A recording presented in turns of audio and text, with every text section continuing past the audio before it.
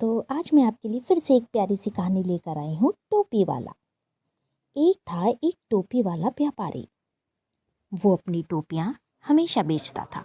उसकी टोकरी में बड़ी रंग बिरंगी प्यारी सी टोपियाँ रहती थी।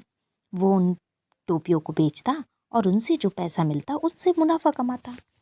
एक बार वो चलते चलते व्यापारी बाजार की तरफ जा रहा था और वो चलते चलते इतना थक गया कि वो एक पेड़ के पास में बैठ गया।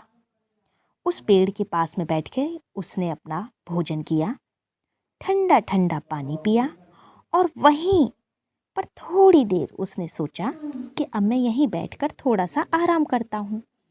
और जैसे ही वो आराम की तलाश में बैठता है कि वो थोड़ा सा सो जाता है। वो थोड़ी देर सोने के बाद अचानक उठता है तो देखता है कि उसकी टोकरी में एक भी टोपी नहीं है। वो अचंभित हो जाता है कि इतनी सारी टोकरियों से भरी मैंने टोपी रखी थी और वो चली कहाँ गई। इस प्रकार इसने इधर देखा उधर देखा, थक कर चुपचाप बैठ गया।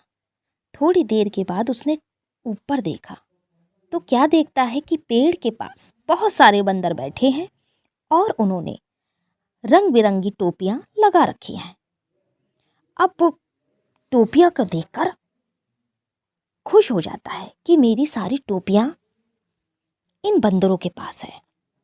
लेकिन फिर वो परेशान हो जाता है कि अब मैं अपनी सारी टोपियों को कैसे वापस लूं इन बंदरों से।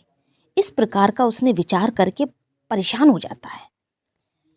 इस परेशानी को देखकर थोड़ी देर वो शांति से बैठ जाता है और सोचता है क्यों ना मैं एक उपाय करूं।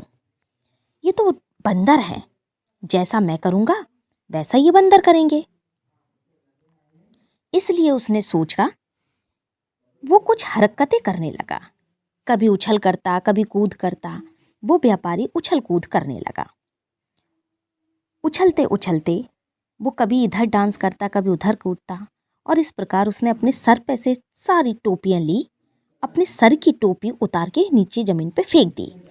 इस प्रकार बंदर भी उसी की नकल कर रहा था और उसने भी झटके से सारी टोपियां नीचे फेंक दी। व्यापारी बहुत खुश हुआ। उसने जल्दी जल्दी सारी टोपियों को इकट्ठा किया और अपनी टोकरियों में भर ली और वो बहुत खुश हुआ। बोला, वाह, मेरी सारी टोपियां मिल गईं। तो समझे बच्चों, हमेशा हमें ठंडे दिमाग से काम करना चाहिए। अगर मेरी कहानी अच्छी लगे तो प्लीज़ सब्सक्राइब करना।